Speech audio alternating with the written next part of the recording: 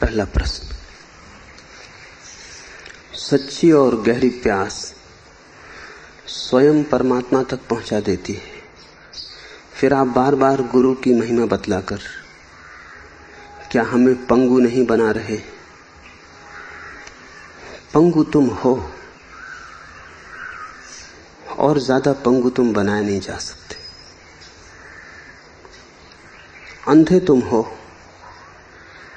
आंख को और ज्यादा बंद करने की कोई व्यवस्था की नहीं जा सकती। गुरु की महिमा सुन के चोट कहां लगती?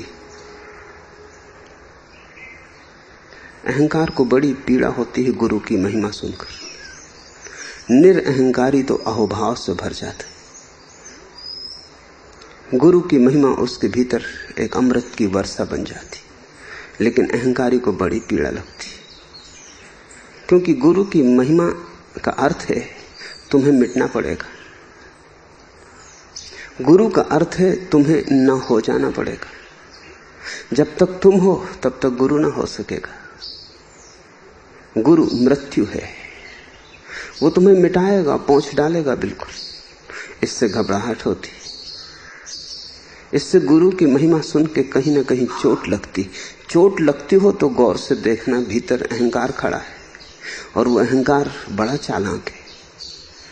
वो बड़े तर्क, बड़ी दलीलें खोजता है। उसी अहंकार ने ये दलील खोज ली, सच्ची और गहरी प्यास स्वयं परमात्मा तक पहुंचा देती है। लेकिन सच्ची और गहरी प्यास पाओगे कहां? अगर होती तो तुम परमात्मा तक पहुंच गए होते, मेरे पास आने की कोई जरूरत न थी। कौन तुम्हें बताएगा कौन सी प्यास सच्ची है और कौन सी झूठी? कौन तुम्हें समझाएगा कि कौन सी प्यास गहरी है और कौन सी उथली? कौन तुम्हें जगाएगा कि क्या प्यास है और क्या प्यास नहीं? अगर तुम ये कर ही लेते तो कितने जन्म तुमने बिताए हैं, अब तक कर क्यों नहीं पाए? अकड़, कहीं झुकना ना पड़े, किसी से सीखना ना पड़े। सीखना इतना पीड़ादायी है। शिष्य होना ऐसा कांटे की तरह चुभता है, क्योंकि शिष्य का अर्थ है झुको, शिष्य का अर्थ है खुलो, शिष्य का अर्थ है किसी और को आने दो, हृदय के सिंहासन पर विराजमान होने दो। वहां अहंकार कब्जा किए बैठा है। वो अहंकार तुम्हें बहुत बातें समझाएगा, तुमसे कहेगा ये इसकी क्या जरूरत है? तुम खुद ही तो परमात्मा हो। ठीक है ये बात कि तुम परमात्मा हो, लेकिन इसका तुम्हें अनुभव नहीं, और जब तक अनुभव ना हो तब तक ये बात दो कौड़ी की। ये बात सच है कि गहरी प्यास पहुंचा देती है, लेकिन गहरी प्यास हो तब ना। गुरु थोड़ी पहुंचाता है, गहरी प्यास ही पहुंचाती, लेकिन गुरु गहरी प्यास को जगाता है। गुरु परमात्मा थोड़ी दे सकता है तुम्हें, परमात्मा तो तुम्हें मिला ही हुआ है। गुरु केवल तुम्हें जगा सकता है, ताकि तुम वही देख लो जो तुम्हारे भीतर छिपा है।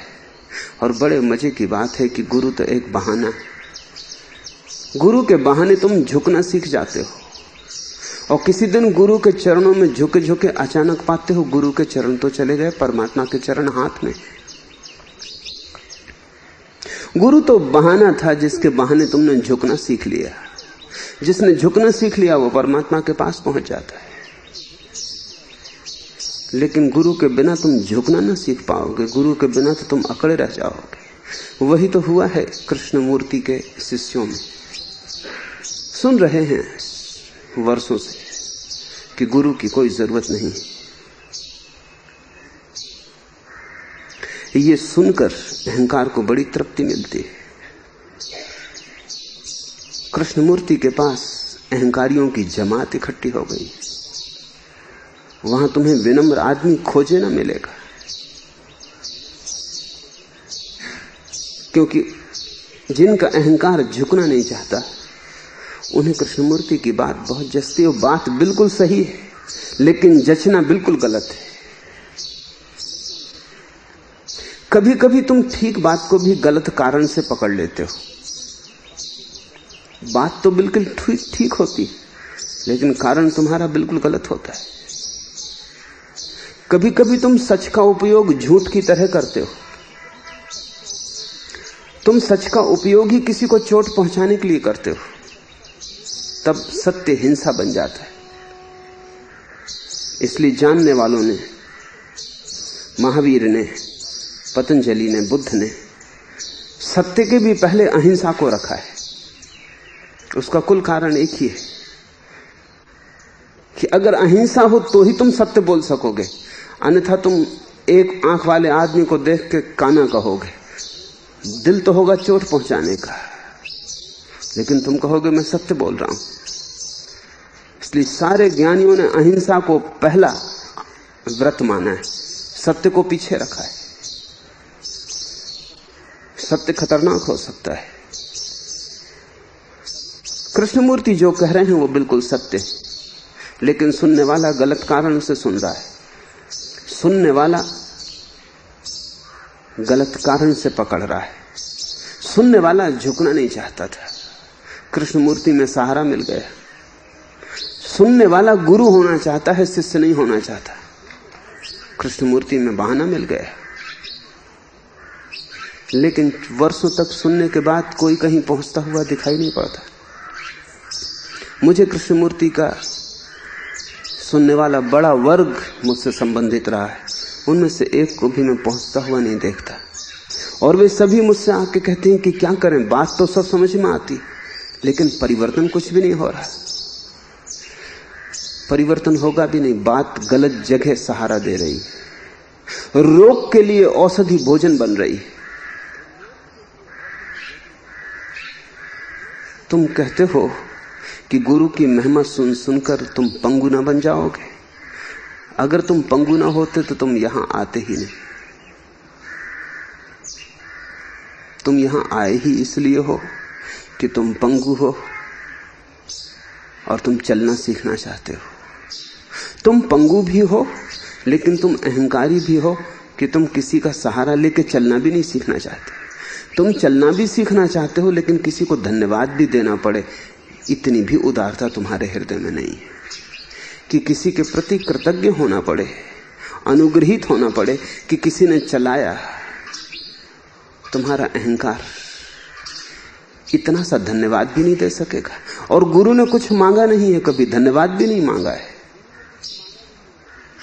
गुरु की महिमा का एक ही अर्थ है कि मैं तुम्हारे अहंकार की निंदा कर रहा हूं। अगर तुम मेरी बात ठीक से समझो तो गुरु से क्या लेना देना। गुरु की महिमा कह रहा हूं इसलिए ताकि तुम्हारा अहंकार निंदित हो जाए। गुरु की चर्चा कर रहा हूं इसलिए ताकि तुम झुकना सीख जाओ, तुम शिष्य होने के लिए आतुर हो जाओ। गुरु की महिमा में बस इतना ही राज है। झुकोगे तुम गुरु के चरणों में, उठ के तुम पाओगे गुरु तो विसर्जित विलीन हो गया है, परमात्मा के चरण हाथ में आ गए। क्योंकि जो झुक गया उसके हाथ में परमात्मा के चरण आ जाते।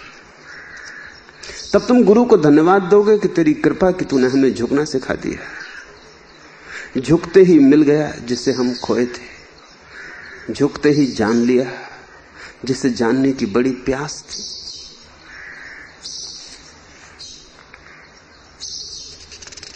दूसरा प्रश्न, जीवन ऊर्जा के शीघ्र से शीघ्र रूपांतरण के लिए कौन सी ध्यान विधि उपयोगी होगी? भीतरी योगाग्नि को जागृत करने के लिए सूर्य त्राटक की क्या उपयोगिता है? पहली तो बात, शीघ्र से शीघ्र की दृष्टि ही गलत है। उसका अर्थ है कि तुम प्रतीक्षा करने को जरा भी तैयार नहीं। उसका अर्थ है कि तुम बड़े जल्दी में हो। उसका अर्थ है कि तुम बड़े तनाव में हो, बड़े अधैर्य में। परमात्मा को वे ही पा सकते हैं जिनकी जीवन चेतना में जल्दी का रोग प्रविष्ट नहीं हुआ है, जो प्रतीक्षा करने को राजी। प्रतीक्षा वरदान है। प्रतीक्षा का अर्थ है कि तू इतना विराट है कि अगर अनंत जन्मों तक भी प्रतीक्षा करनी पड़े और फिर तू मिले तो भी तू जल्दी ही मिल गया। प्रतीक्षा का अर्थ है कभी भी तू मिलेगा अनंत काल में भी तो भी तू जल्दी मिल गया, क्योंकि मेरी पात्रता ही क्या थी। तब भी मिलना ही चाहिए, ऐसी कोई पात्रता तो नहीं थी। तू अगर न मिलता तो शिकायत क्या थी। और जितनी तुम जल्दी करोगे उतनी देर हो जाएगी। और तुम्हें पता है, कभी कभी तुम्हें साधारण जीवन में भी अनुभव हुआ है कि जल्दी ट्रेन पकड़नी है, उस दिन और देर होने लगती, कोट की बटन नीचे की ऊपर लग जाती, उल्टा जूता पैर में चला जाता है, कुछ रखना था सूटकेस में कुछ और रखा जाता है, चाबी घर ही भूल आते हो, टिकट टैक्सी में छूट जाती। बड़ी जल्दी में थे। जितनी जल्दी में होते हो उतनी देर लगती, क्योंकि जल्दी समय को नष्ट करती, जल्दी समय को जलाती। और जल्दी का अर्थ है मन तनाव में होता है, अशांत होता है, बड़ी तरंगें और बड़ी लहरें मन में होती।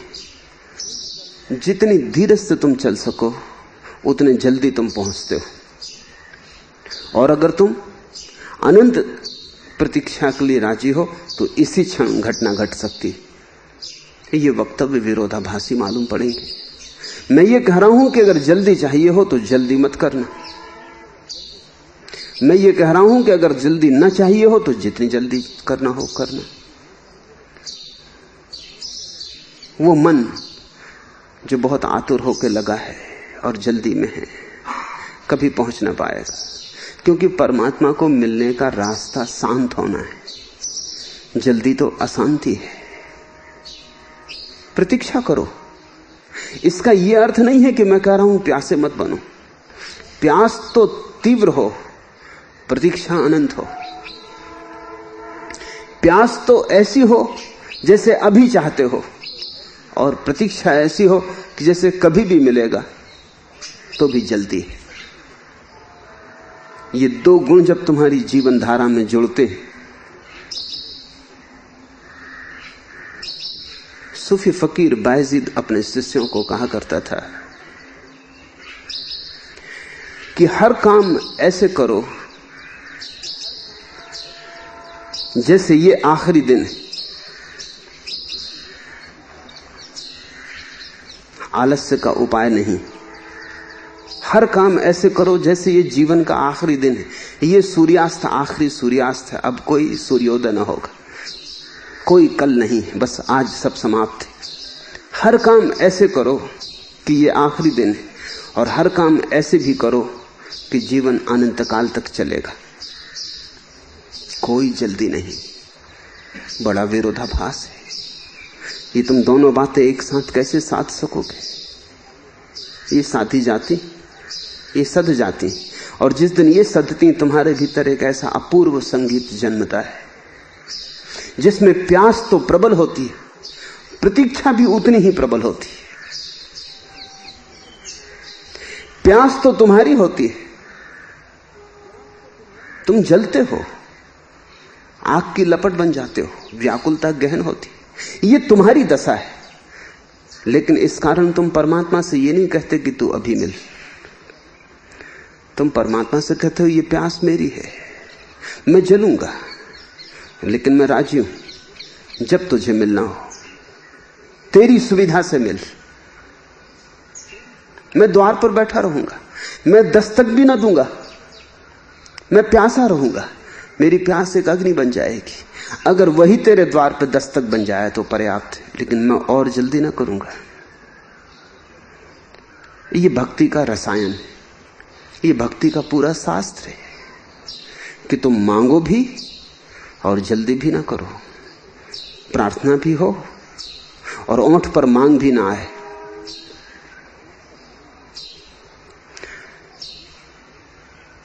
बायजीद जब प्रार्थना करता था तो कभी उसके ओंठ ना हिलते थे।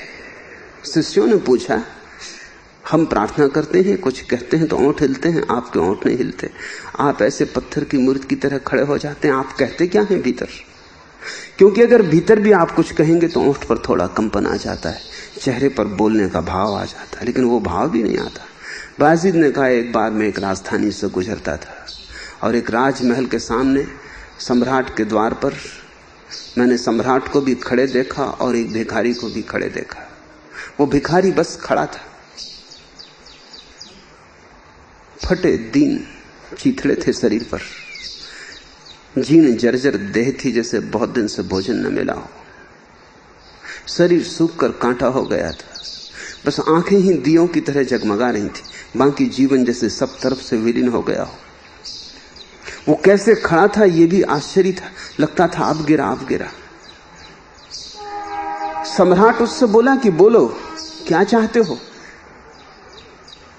उस फकीर ने कहा, अगर मेरे आपके द्वार पर खड़े होने से मेरी मांग का पता नहीं चलता तो कहने की कोई जरूरत नहीं। क्या कहना है? और मैं द्वार पर खड़ा हूं, मुझे देख लो। मेरा होना ही मेरी प्रार्थना है। बायजीद ने कहा, उसी दिन से मैंने प्रार्थना बंद कर दी। मैं परमात्मा के द्वार पर खड़ा हूं, वो देख लेगा, मैं क्या कहूं? और अगर मेरी स्थिति कुछ नहीं कह सकती तो मेरे शब्द क्या कह सकेंगे? और अगर वो मेरी स्थिति नहीं समझ सकता तो मेरे शब्दों को क्या समझेगा? भक्त जलता है, बड़ी गहन पीड़ा है उसकी, गहनतम पीड़ा है भक्ति की, उससे बड़ी कोई पीड़ा नहीं। और मिठास भी बड़ी है उस पीड़ा में, क्योंकि वो एक मीठा दर्द है और परम प्रतीक्षा भी है उसमें। भक्त रुक सकता है, अनंत काल तक रुक सकता है, और जिस दिन तुम अनंत काल तक रुकने को तैयार हो उसी क्षण घटना घट जाती, उसके पहले घटना न घटेगी, क्योंकि उतने धैर्य में ही शांति घटित होती है, उसी शांति में द्वार खुलता है। अधैर्य छोड़ो। सारी ध्यान की विधियां धैर्य सिखाने को हैं,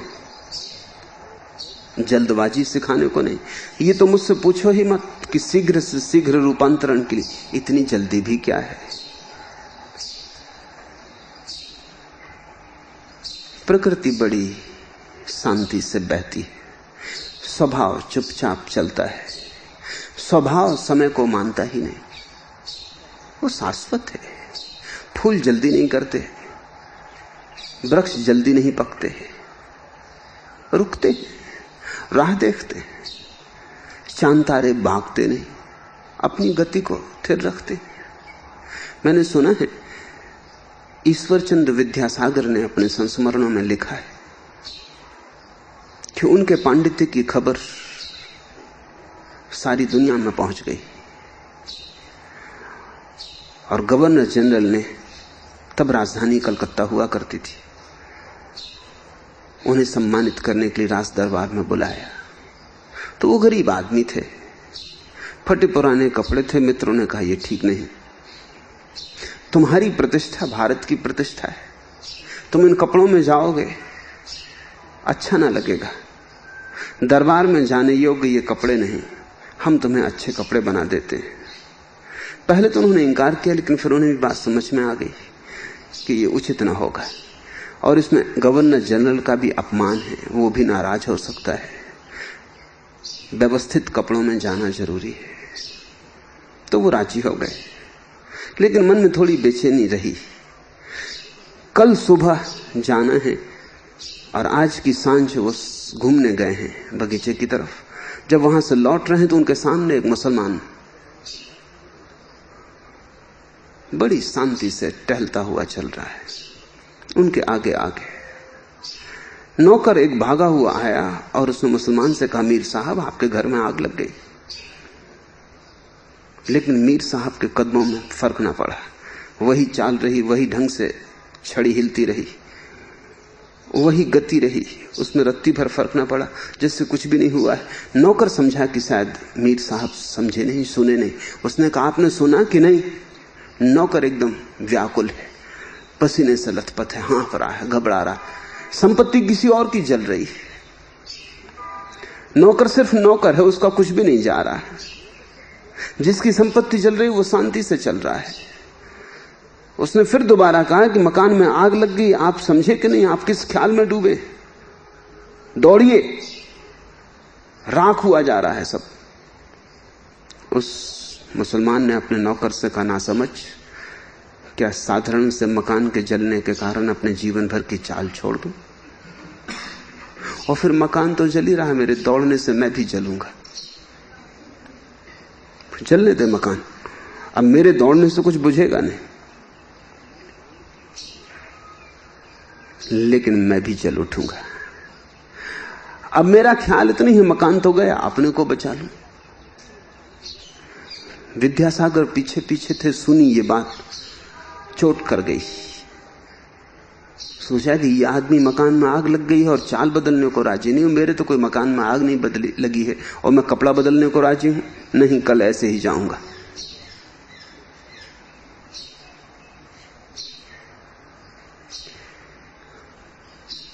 तुम जब जल्दी में हो तब आग तुम्हारे भीतर लग जाती है।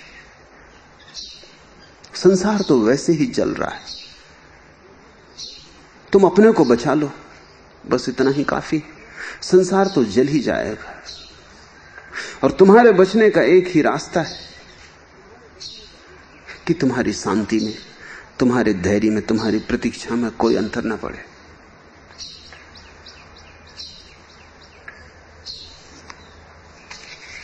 धैर्य को ही ध्यान बनाओ, प्रतीक्षा को प्रार्थना, फिर देखो कितने जल्दी उसकी घटना घट जाती। इस क्षण भी घट सकती है, एक क्षण भी रुकने की कोई जरूरत नहीं है। अगर रुकना पड़ रहा है तो इसलिए क्योंकि तुम बहुत जल्दी में हो।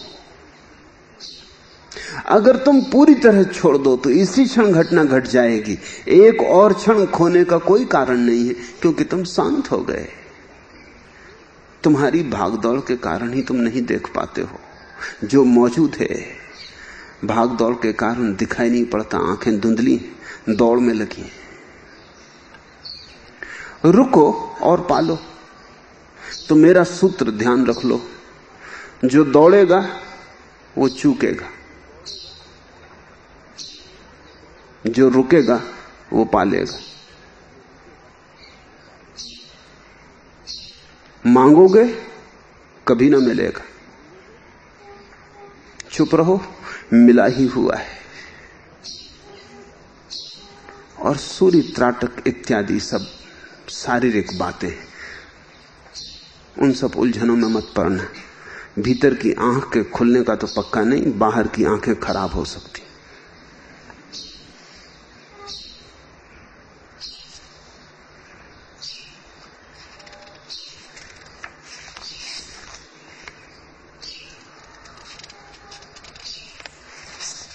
तीसरा प्रश्न, ध्यान का फल आत्मदर्शन है क्या और श्रद्धा को कैसे उपलब्ध हुआ जाए?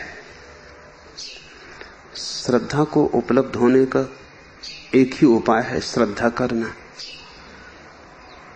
और कोई उपाय नहीं। जैसे कोई पूछे कि तैरना कैसे सीखा जाए, क्या करो? तैरना ही एकमात्र उपाय है। उतरो पानी में, हाथ पैर तड़फड़ाओ, एकदम से ना आ जाएगा तैरना, लेकिन हाथ पैर तड़फड़ाना तैरने की शुरुआत है। तैरना है क्या? हाथ पैर तड़फड़ाने की प्रक्रिया को थोड़ा व्यवस्थित कर लेना, और तो तैरना कुछ है नहीं। एकदम आदमी को फेंक दो पानी में, वो भी हाथ पैर तड़फड़ाता है, वो भी तैरता है, लेकिन उसके तैरने में कला नहीं है, कुशलता नहीं। और अक्सर तो ऐसा होता है कि वो डूबता है अपनी इस तैरने की प्रक्रिया के कारण। वो इतना घबरा जाता है कि उल्टे सीधे हाथ फेंकता है, उसी में दबोच में आ जाता है, उसी में पानी मुंह में चला जाता है। घबराहट और बढ़ जाती है, और जोर से हाथ फेंकता है, मुश्किल में पड़ जाता है, अपने ही चक्कर में डूब जाता है। तुमने एक मजे की घटना देखी कि मुर्दा कभी नहीं डूबता, जिंदा डूबता है। मुर्दा जरूर कोई कला जानता होगा जो जिंदा आदमी नहीं जानते। जिंदा तो डूब जाता है पानी में, मुर्दा ऊपर आके तैरने लगता है। मुर्दा एक ही कला जानता है, वो ये कि वो कुछ करते ही नहीं। जब कुछ नहीं करता तो कौन डुबाएगा उसे? तो नदी हार जाती कि इस मुर्दे को क्या डुबाओ, कैसे डुबाओ, ये कोई सहारा ही नहीं देता। अंत में जो लोग तैरने की कला में पारंगत हो जाते हैं वो भी मुर्दे की भांति पानी पे तैरने लगते हैं, उनको हाथ पैर नहीं चलाना पड़ता। पानी में फेंक दो किसी को, तड़फड़ाता है, रोज फेंकते रहो, धीरे धीरे तड़फड़ाने में कुशलता आ जाती, रोज अनुभव से सीखता है, हाथ सुचारू ढंग से फेंकने लगता है, मुंह को बंद रखता है, पानी के साथ संबंध बनने लगता है, मैत्री सधती, पानी के ढंग समझ में आ जाते, अपनी भूलें समझ में आ जाती। वही आदमी एक दिन तैरना सीख जाता है। तैरने को सीखने के लिए और क्या करोगे सिवाय तैरने के? श्रद्धा भी वैसी ही घटना है। श्रद्धा करो, पहले तो हाथ पैर तड़फड़ाओगे, संदेह पकड़ पकड़ लेगा, किनारे की तरफ भागने का मन होगा कि डूबे। सीखना पड़ेगा, थोड़ा ढाढ़स रखना पड़ेगा, थोड़ा साहस रखना पड़ेगा, किनारे तरफ भागने की जल्दी ना करनी पड़ेगी। भाग भी गए तो फिर उतर आना पड़ेगा, संदेह पकड़ेगा बार बार। धीरे धीरे श्रद्धा से संबंध बनने लगेगा, रस उत्पन्न होगा, सुचारू हो जाएगी व्यवस्था। तब धीरे धीरे हिम्मत बढ़ेगी। पहले उथले पानी में कोशिश चलती है, फिर आदमी गहरे पानी में उतरता है, फिर अनंत गहराई में उतर जाता है। गुरु किनारा है जहां पानी बहुत गहरा नहीं, जहां डूबे तो भी मरोगे नहीं। गुरु सिर्फ उथला किनारा है जहां तुम थोड़ा तैरना सीख लो तो फिर तुम अनंत गहराई की तरफ चले जाओ जहां परमात्मा है।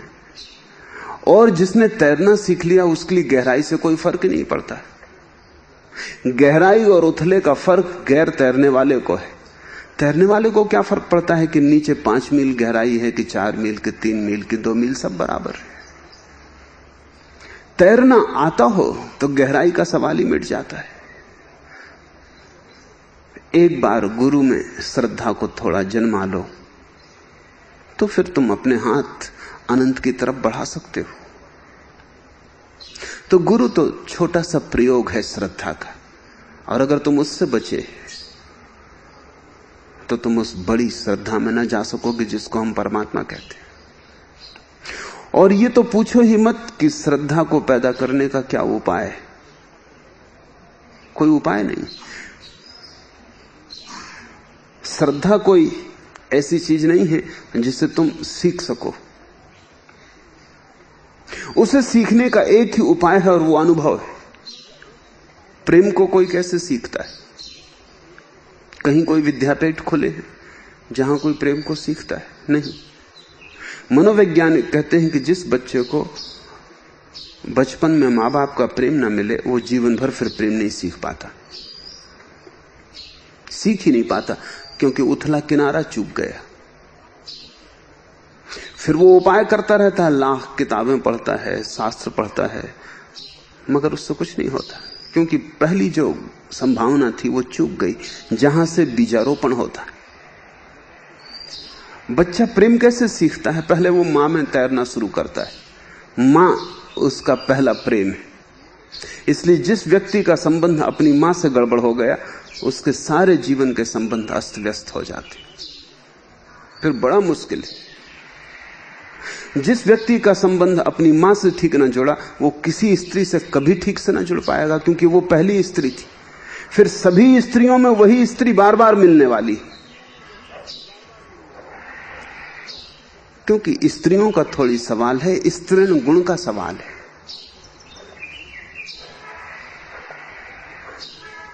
और मां से प्रेम कैसे होता है? बच्चा क्या करेगा? बच्चा कुछ भी नहीं कर सकता, जानता भी नहीं। मां उसे प्रेम देती, मां के प्रेम की छाया में वो भी प्रत्युत्तर देना सीखने लगता है। मां मुस्कुराती है तो धीरे धीरे वो भी अपने ओंठ खींचने लगता है। मां उसे थपथपाती है, उसे स्पर्श करती तो वो भी मां को स्पर्श करना सीखने लगता है। मां उसे कंठ से लगा लेती तो वो भी मां को कंठ से लगाने का अभ्यास करने लगता है। ऐसा प्रेम करते करते वो मां का प्रेम सीख लेता है। प्रेम की कला आ गई। अब वो जीवन में बहुत प्रेम से भर सकेगा और कभी सवाल ना उठेगा। पश्चिम में बड़ा सवाल उठा है, प्रेम बड़ी समस्या बन गई, क्योंकि मां का प्राथमिक प्रेम ही नष्ट हो गया है। कोई मां पश्चिम में अपने स्तन से बच्चों को दूध पिलाने को राजी नहीं, क्योंकि स्तन का आकार, रूप, रंग, ढंग दूध पिलाने से बिगड़ जाता है। मां बूढ़ी मालूम होने लगती, स्तन की ताजगी चली जाती। तो कोई मां स्तन से दूध पिलाने को राजी नहीं। और स्तन से ही बच्चे का पहला संबंध था जो वो मां के शरीर से जुड़ता था और मां की ऊष्मा को अनुभव करता था, और मां स्तन के द्वारा ही उसे जीवन, भोजन और प्रेम देती थी। वो सेतु टूट गया। अब ये बच्चा जीवन भर कोशिश करेगा, लेकिन जहां भी कोशिश करेगा वहीं असफल होगा। तब मनोवैज्ञानिक खड़े होंगे, पागलखाने भरेंगे। आज अमेरिका में करीब करीब 70% अस्पतालों की जगह मन के मरीज घेरे हुए हैं। और मन का एक ही रोग है, अगर प्रेम ना उपलब्ध हो पाया तो मन रुग्ण हो जाता है। अगर प्रेम उपलब्ध हो गया तो मन स्वस्थ हो जाता है। वो जो पहली घटना थी, पहला सूत्रपात था, नदी के किनारे उथले में तैरने की जो सुविधा थी वो चूक गई। अब ये गहरे में कैसे जाए, अब डर लगता है। मेरे पास रोज आते हैं लोग जो कहते हैं कि स्त्री से भय लगता है, प्रेम करने में डर लगता है। डरेंगे ही, क्योंकि उनको हम सागर में बुला रहे हैं और किनारे पर चूक गए, उनको किनारे पर मौका न मिला तैरने का। जैसे मां के पास बच्चा सीखता है प्रेम का ढंग, वो कोई कला नहीं है जो सिखाई जा सके।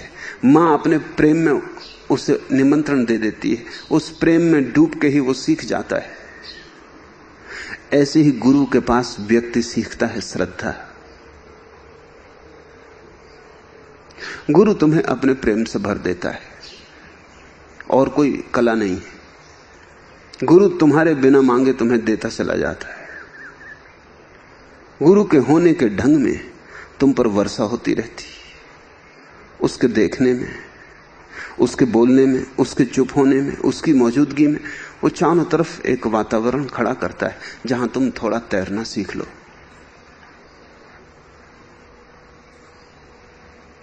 क्या करें, कुछ करना नहीं है, सिर्फ थोड़ा अपने को छोड़ो। गुरु बुलावा देता है, थोड़ा अपने को छोड़ो। थोड़ा सा तो भरोसा करो कि इस थोड़े से उथले पानी में उतर सको। मैंने सुना है मुल्ला नसरुद्दीन तैरने गया था सीखने, पैर फिसल गया, गांठ पर गिर पड़ा, अभी पानी में उतरा ही न था, भागा घाट से। जो गुरु सिखाने लगा था उसने कहा कि मुल्ला कहां भागे जा रहे हो, ऐसे तो तैरना ना हो पाएगा। मुल्ला ने कहा अब जब तक तैरना ना सीख लूं नदी के पास ना आऊंगा, ये तो जान पे खतरा है। तो वो तो बच गए, अगर नदी में गिर गए होते, पैर फिसला था तो गए। अब तो तैरना सीख के ही आऊंगा गुरु। उसने कहा कि अब तुम वहीं रहो, मैं पहले। वो अभी तक नहीं पहुंच पाया, वो कभी नहीं पहुंचेगा, क्योंकि तैरना सीख के अगर नदी में आने का नियम बनाया हो तो तुम तैरना कहां सीखोगे। कोई घर में गद्दे तकिए बिछा के थोड़ी तैरना सीखा जाता कि अपने गद्दे पर लेटे हैं और हाथ पैर चला रहे हैं, चलाते रहो, उससे कुछ तैरना नहीं आ जाएगा। उतरना ही पड़ेगा। श्रद्धा अगर सीखनी है तो साहस चाहिए। गुरु जब बुलावा दे तो रुकना मत। जब गुरु निमंत्रण दे तो चले जाना। जैसे जैसे रस आएगा, जैसे जैसे स्वाद आएगा, वैसे वैसे हिम्मत बढ़ेगी और गहरे में जाने की हिम्मत बढ़ेगी। और जब उथले में इतना सुख पाओगे और उथले में ऐसा महासुख तुम्हें घेरने लगेगा जो कभी नहीं जाना, तो तुम खुद ही कहोगे कि अब और गहरे में जाना है। तो गुरु तो एक इशारा है और गहरे की तरफ। जब तुम तैयार हो गए, वो कह देगा अब जाओ गहरे की तरफ। वो खुद ही तुम्हें धक्के देगा कि अब तुम गहरे की तरफ जाओ, कहीं मुझे पकड़ के मत रुक जाना। गुरु सीढ़ी है जिससे पार हो जाना है, जिस पर पैर रखना है और जिससे पार हो जाना है। गुरु एक सहारा है जिससे स्वतंत्र हो जाना है। कोई गुरु तुम्हें परतंत्र नहीं कर सकता अगर वो गुरु है, क्योंकि गुरु की गुरुता इसमें है कि वो स्वतंत्र करे। कोई गुरु तुम्हें पंगु नहीं बना सकता, पंगु तो तुम हो। गुरु तुम्हें हाथ का सहारा देगा। जैसे ही तुम्हारे पैर संभल जाएंगे, वो अपना सहारा अलग कर लेगा ताकि तुम अपने पैरों पर चल पड़ो। तो गुरु के प्रति 2 धन्यवाद देता है शिष्य। पहला धन्यवाद तो तब देता है जब वो उसकी पंगुता में हाथ का सहारा देता है, और दूसरा उससे भी बड़ा धन्यवाद तब देता है जब उसके पैर चलने लगते हैं और वो अपना हाथ खींच लेता है। दूसरी घड़ी और भी बड़ी घड़ी है, क्योंकि पहली घड़ी इतनी बड़ी घड़ी नहीं थी, शिष्य पकड़ने नहीं चाहता था। ये बड़ी मजे की बात है, शिष्य पहले पकड़ना नहीं चाहता, गुरु उसे पकड़ाता है। फिर शिष्य छोड़ना नहीं चाहता और गुरु उससे छुड़ाता है। और जिस दिन ये दोनों कदम पूरे हो जाते हैं, उस दिन द्वार खुला है। उस दिन तुम मंदिर के पास आ गए। और ध्यान का फल आत्मदर्शन है क्या? ध्यान का फल नहीं है आत्मदर्शन, ध्यान की गहराई। फल और गहराई में थोड़ा फर्क है। फल तो होता है भविष्य में। बीज आज बोओगे तो आज ही फल नहीं आ जाएगा, लेकिन ध्यान ऐसा बीज है कि फल आज भी आ सकता है। इसलिए उसे फल कहना उचित नहीं, उसे गहराई कहना उचित है। वो ध्यान की ही गहराई है आत्मदर्शन। जिस दिन ध्यान में गहराई पूरी हो जाती, आत्मदर्शन हो जाता है। अगर तुम डुबकी आज लगा लो, आज हो जाएगा। कल लगा लो, कल हो जाएगा। वर्षों तक ऐसे बैठे सोचते विचार करते रहो, कभी ना होगा। ध्यान ही आत्मदर्शन है। जिस दिन पूरा ध्यान हो जाता, आत्मदर्शन हो गया। तो ध्यान में कोई फल नहीं लगता आत्मदर्शन का। ध्यान के बाहर कोई आत्मदर्शन नहीं है। ध्यान की परिपूर्णता ही आत्मदर्शन है। और श्रद्धा शुरुआत है, आत्मदर्शन अंत है।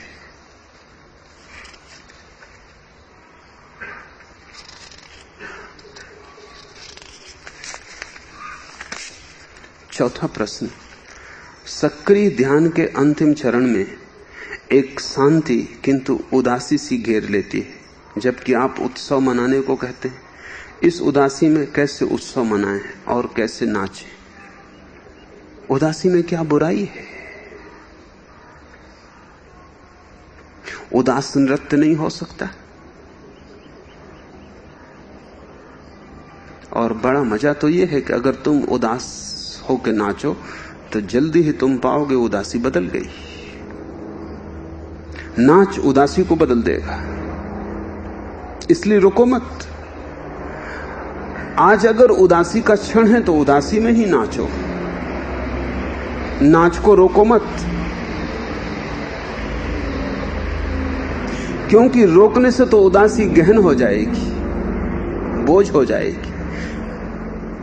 नाचने से उदासी बिखर जाएगी।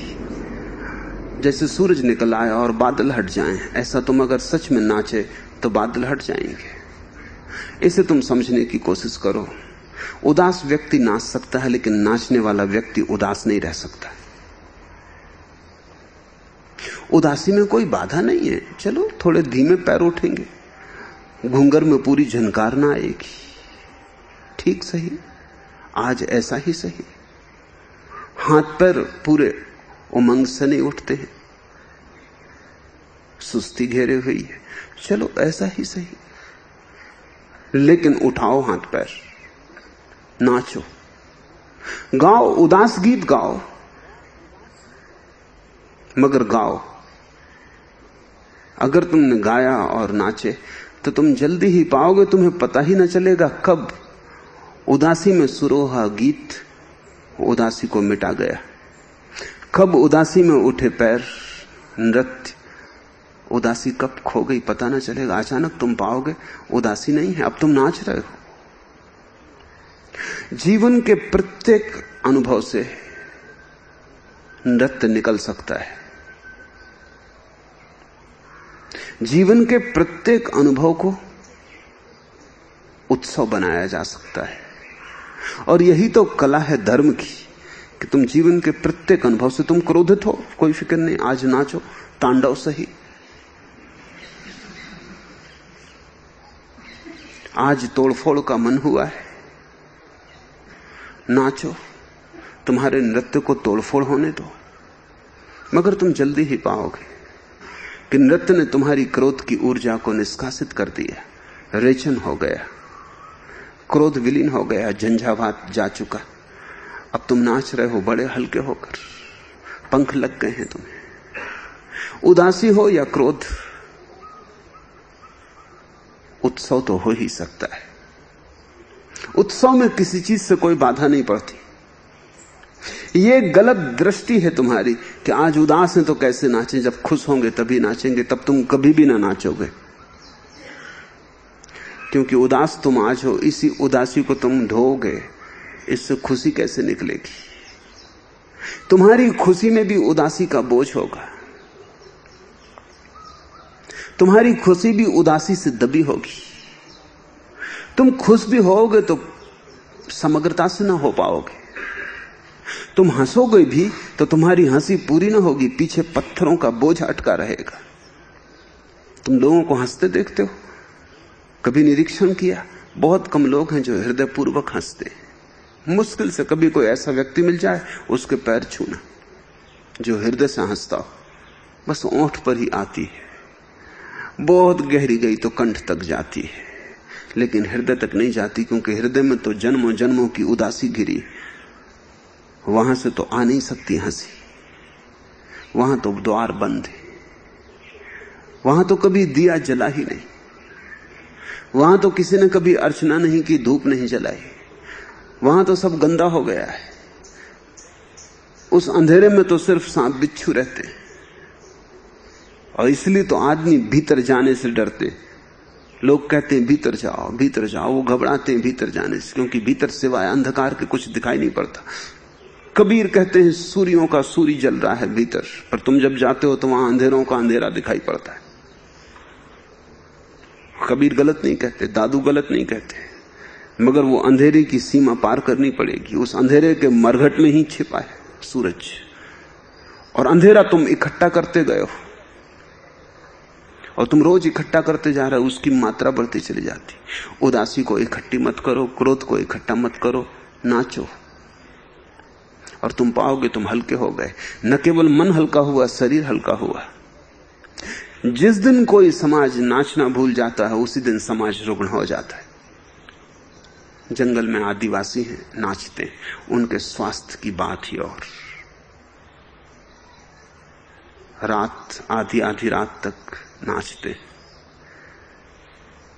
तारों तरह नाचते हैं, तारों के नीचे तारों की तरह ही नाचते, सो जाते थके मांदे, लेकिन उस थकान में थकान नहीं है, उस थकान में एक हल्कापन है। फिर सुबह जब आदिवासी उठता है तो उसके उठने में फर्क है तुम्हारे उठने से। तुम सोते थोड़ी, तुम सोते में भी सपना ही देखते हो, सोते में भी तुम जागने का सारा व्यापार जारी रखते हो, सोते में भी तुम वही दुख स्वप्न देखते रहते हो जो तुमने जागने में देखे, वही बाजार, वही मित्र, वही शत्रु, वही गोरख धंधा। नींद में भी तुम तड़फते ही रहते हो। नींद भी तुम्हारी एक शांत घटना नहीं। आदिवासियों से पूछो कि तुमने सपना देखा, तुम्हें मुश्किल से कभी कोई आदिवासी कहेगा कि हाँ एक बार जीवन में देखा था। मनोवैज्ञानिक जब पहली दफा आदिवासियों का अध्ययन करने लगे तो चकित हुए, क्योंकि वो कहते नहीं कि उन्होंने सपना देखा। सपने की कोई जरूरत नहीं, कुछ इकट्ठा ही नहीं होता। सुबह वो ताजे उठते हैं, पशुओं और पक्षियों की भांति और पौधों की भांति। फिर दिन भर का काम है, व्यवसाय है, वो काम भी छोटा मोटा है, भोजन के लिए, छप्पड़ के लिए, जीवन की उनकी जरूरतें थोड़ी हैं, वो पूरी हो जाती हैं। सांझ फिर नाच है, नाच उनकी प्रार्थना है, नाच उनका धर्म है। सभ्यता सबसे पहले नाच को तोड़वा देती है।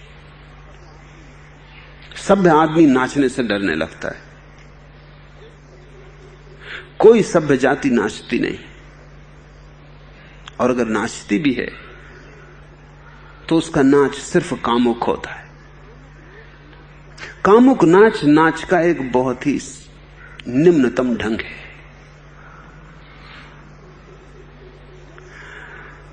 मैं तुमसे कह रहा हूं उत्सव, नृत्य को तुम उत्सव बनाओ। मैं तुमसे कह रहा हूं वो तुम्हारे पूरे जीवन ऊर्जा का खिलाव बन जाए, फूल की तरह खिल जाए, तुम एक कमल की तरह खिल जाओ, पखड़ी पखड़ी खिल जाए। तुम पाओगे उस नृत्य से तुम्हारा जीवन बदलना शुरू हो गया। तुम उदास कम होते हो, क्रोधित कम होते हो, क्योंकि तुम इकट्ठा ही नहीं करते वो कचरा, तुम नाच में फेंक देते हो। तुम्हारे हाथ में एक कीमिया लग गई, एक तरकीब जिससे तुम लोहे को सोना बना लेते हो, जिससे तुम व्यर्थ को सार्थक बना लेते हो। हर नाच के बाद तुम पाओगे तुम इतने ताजे होकर वापस आए जैसे भीतर का एक स्नान हो गया। तो मत रुको इस कारण की कभी उदासी मालूम पड़ती। सच तो यह है कि मेरे अनुभव में अनेक लोगों को निरीक्षण करने से यह पता चला कि तुम शांति से इतने अपरिचित हो गए हो कि जब शांति आती तो तुम समझते हो कि यह उदासी। तुम शांति भूल ही गए हो। तुम्हें याद ही नहीं कि शांति का गुणधर्म क्या है। शांति के निकटतम जो तुम्हारी अनुभूति है वो उदासी की है बस। तो जब शांति पहली दफा उतरती तुम समझते हो ढीले ढाले उदास हो गए, एक्साइटमेंट नहीं है, उत्तेजना नहीं है, उदास हो गए। सुख के नाम पर तुमने उत्तेजना जानी और शांति के नाम पर तुमने उदासी जानी। तुम्हारा जीवन बिल्कुल झूठा है, तुम नकली सिक्कों में जी रहे हो। इसलिए तुम्हारी व्याख्या, मैं समझता हूं कि तुम्हारी व्याख्या भ्रांत है, लेकिन तुम भी क्या करोगे? तुम उसी से तो पहचानोगे नए अनुभव को जो तुम्हारा पिछला अतीत का अनुभव रहा है। ज्ञात से ही तो तुम अज्ञात की लक्षणा को जानोगे। तुम उदासी जानते हो, तो जब भी तुम शांत होते हो तुम्हें उदासी पकड़ लेती है। वो उदासी नहीं है, एक नई घटना का आविर्भाव हो रहा है, तुम्हारे भीतर शांति घनीभूत हो रही है। और अगर तुम समझ जाओ कला को तो तुम हर उदासी को शांति में रूपांतरित कर सकते हो, और अगर तुम न समझो तो हर शांति को तुम उदासी समझोगे और उससे छूटने का उपाय करोगे। ध्यान तुम्हें जो दे जाए कोई फिक्र नहीं कि वो क्या है। शर्त मत लगाओ कि हम कब नाचेंगे।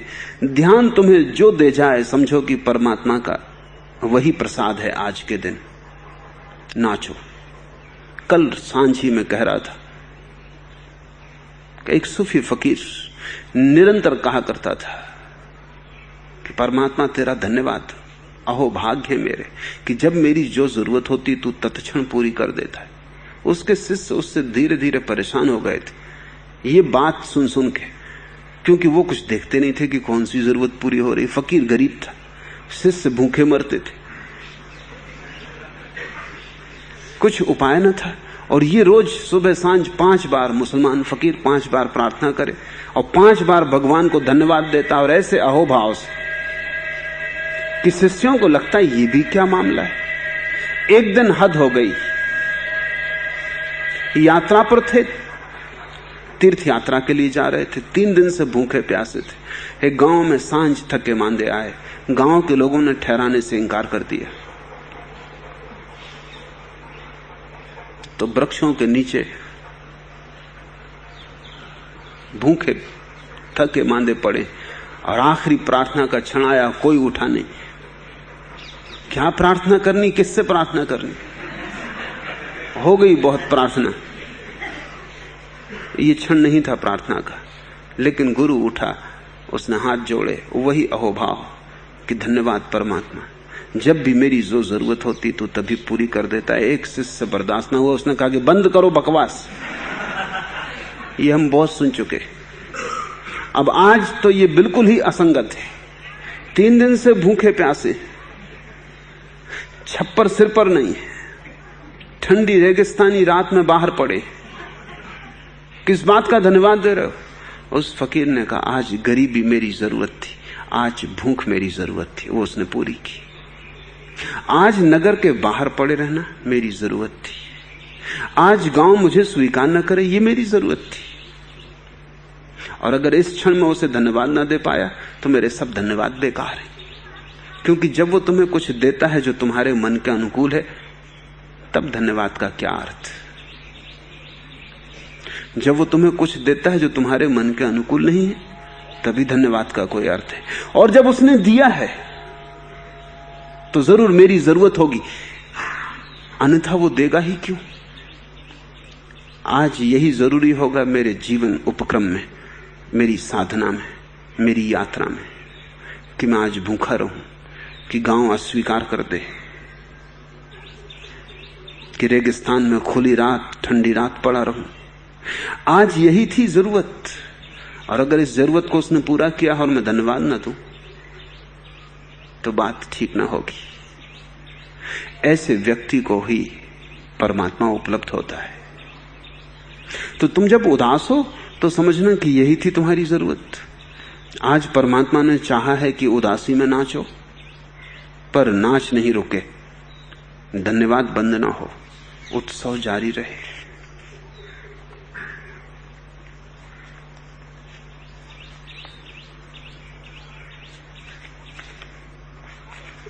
पांचवा प्रश्न, आपने अनेक बार कहा है कि सद्गुरु शिष्य को पास भी बुलाता है, फिर दूर भी करता है। कैसे पता चले कि सद्गुरु ने अप्रसन्नता से नाराज होकर दूर किया या आशीर्वाद रूप से प्रसन्नता से आगे के विकास के लिए शिष्य को दूर किया है? पहली बात, जो गुरु नाराज हो वो गुरु नहीं। और दूसरी बात, जो शिष्य दूर किए जाने पर ऐसा सोचे कि अपने प्रसन्नता से दूर किया होगा, वो शिष्य की योग्यता का नहीं। गुरु नाराज नहीं होता, नाराज होने की बात ही समाप्त हो गई है। अगर कभी गुरु नाराज भी दिखे तो जानना कि अभिनय करता होगा, क्योंकि अन्यथा कोई उपाय नहीं। गुरुजी बहुत बार नाराज हो जाता था, ऐसा नाराज हो जाता था कि जैसे खून खराबा कर देगा। जो भाग जाते थे वो वंचित रह जाते थे, जो फिर भी टिके रहे वो जानते थे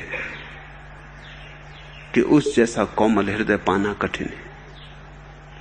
लेकिन फिर वो इस तरह नाराज क्यों हो जाता था? शायद वही शिष्य के लिए जरूरी था।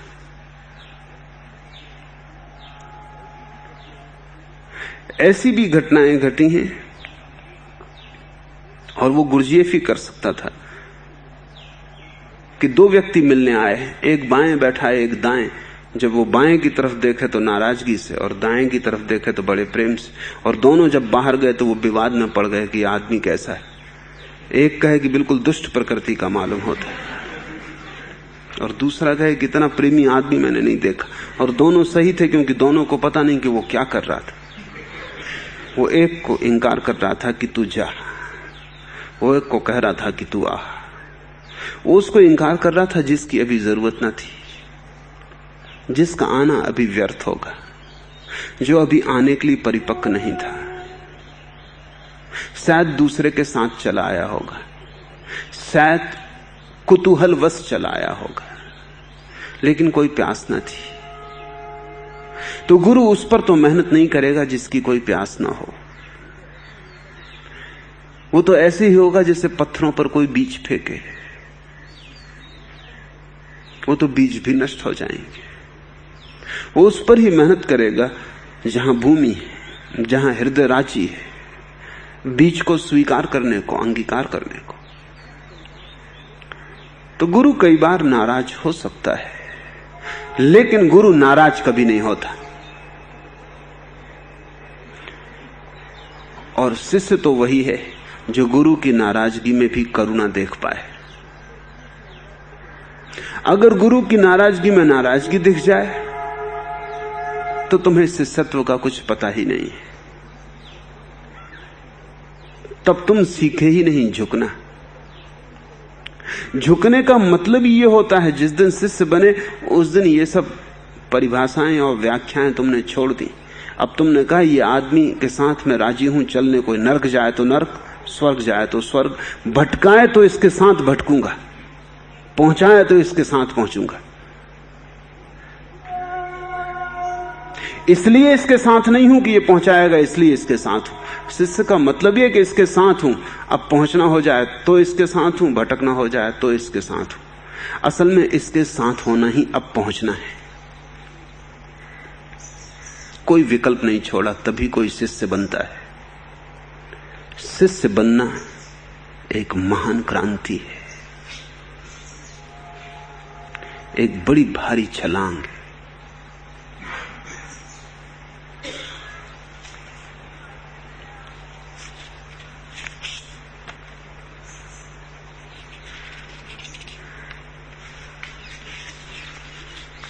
छठवां प्रश्न, अतीत में जितने सद्गुरु हुए उनमें भगवान कृष्ण पूर्णावतार कहे गए। मेरा विश्वास है कि आपकी अभिव्यक्ति इतनी ऊंची और श्रेष्ठ है कि आने वाला युग आपको कृष्ण से भी ऊपर रखेगा। क्या इस पर आप कुछ प्रकाश डालेंगे? उस जगत में न तो कोई छोटा होता न बड़ा, न तो कृष्ण बड़े हैं न राम छोटे, न कृष्ण बड़े हैं न क्राइस्ट छोटे, न कृष्ण बड़े हैं न महावीर छोटे। छोटे और बड़े का हिसाब अज्ञान का हिसाब है, अंधेरे के मापदंड है। प्रकाश में सब मापदंड खो जाते। लेकिन भक्त के पास तो प्रेम की आंख होती, इसलिए जो कृष्ण को प्रेम करता है स्वभाव था कृष्ण उसके लिए सबसे बड़े हैं। इसमें भी कुछ भूल नहीं, ये भक्त की तरफ से बताई गई बात है। भक्त तो अंधेरे में खड़ा है, उसे तो सिर्फ एक दिए का दर्शन हुआ है, वो कृष्ण का दिया है। उसे महावीर के दिए का कोई पता नहीं, उसे तो एक ही दिए से पहचान हुई है, वो कृष्ण का दिया है। तो वो कहता है ये दिया सबसे बड़ा है, कोई दिया इतना बड़ा नहीं, सब दिए इससे छोटे हैं। वो असल में ये कह नहीं रहा है कि सब दिए इससे छोटे हैं, वो इतना ही कह रहा है कि मेरे हृदय को इस दिए ने ऐसा भर दिया है कि इससे बड़ा कोई दिया हो नहीं सकता। जगह ही नहीं बची मेरे हृदय में, और बड़ा क्या हो सकता है। मजनू पागल था लैला के पीछे।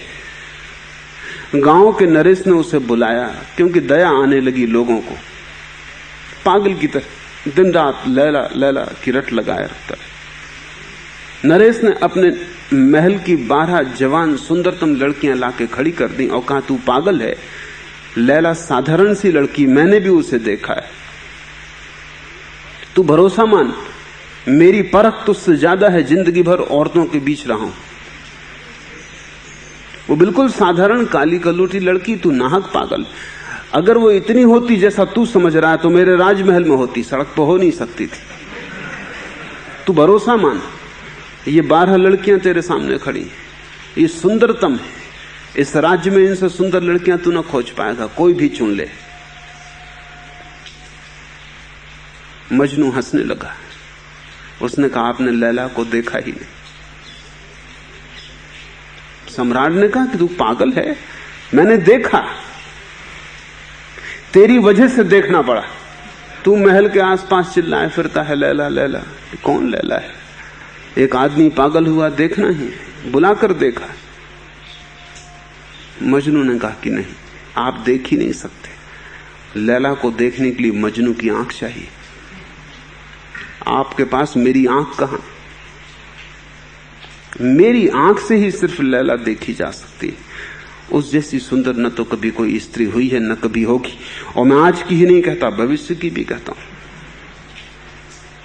भक्त की आंख तो मजनू की आंख है, शिष्य की आंख तो मजनू की आंख है, वो एक के प्रेम में पड़ गया। बात बिल्कुल सही है। कोई जरूरत भी नहीं है मजनू को कि लैला से सुंदर कोई स्त्री कहीं हो, ऐसा वो माने, कोई कारण भी नहीं है। श्रद्धा तो पूर्ण होती, जब श्रद्धा पूर्ण होती तो सब खो जाता है, एक ही रह जाता है। श्रद्धा तो अनन्य होती है, दूसरे कोई बचते नहीं। तो जिसने कृष्ण को प्रेम किया है, कृष्ण उसके लिए पूर्ण अवतार है। जिसने महावीर को प्रेम किया है, उसके लिए महावीर तीर्थंकर है, कृष्ण कुछ भी नहीं। जैनों ने कृष्ण को नरक में डाल रखा है। उनके शास्त्र कहते हैं कृष्ण सीधे नरक गए, 7वें नरक, क्योंकि इसी आदमी ने महाभारत का युद्ध करवाया। अर्जुन तो जैन मालूम पड़ता है, उसमें तो बड़ी सद्बुद्धि पैदा हुई थी। इस कृष्ण ने उसको भटकाया और भरमाया, और वो बेचारा लाख उपाय किया कि निकल जाए पंजे से। 1000 उसने संदेह उठाए, बाकी ये आदमी भी एक था कि सब तरफ से घेर घार के उसको फंसा दिया, युद्ध करवा दिया। भयंकर उत्पात हुआ, हिंसा हुई। शायद महाभारत जैसा बड़ा युद्ध फिर कभी हुआ ही नहीं। भारत की तो रीढ़ ही टूट गई उस युद्ध में। उसके बाद भारत फिर कभी खड़ा ही नहीं हो सका। वो सारा जुम्मा कृष्ण का है। तो जैनों ने बड़ी हिम्मत की, उन्होंने 7वें नरक में डाल दिया। और आदमी बलशाली था, ये तो मानना ही पड़ेगा, नहीं तो अर्जुन को भी कैसे भटका देता। और आदमी बलशाली है, हजारों लोग उसको प्रेम करते हैं, ये भी मानना पड़ेगा।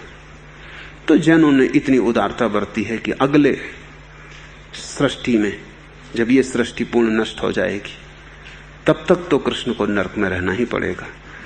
फिर अगली सृष्टि में वो पहले तीर्थंकर होंगे, मगर तब तक तो नरक की महाअग्नि में जलना पड़ेगा। अब तुम सोचो, किसी को कृष्ण पूर्ण अवतार है, उनके सामने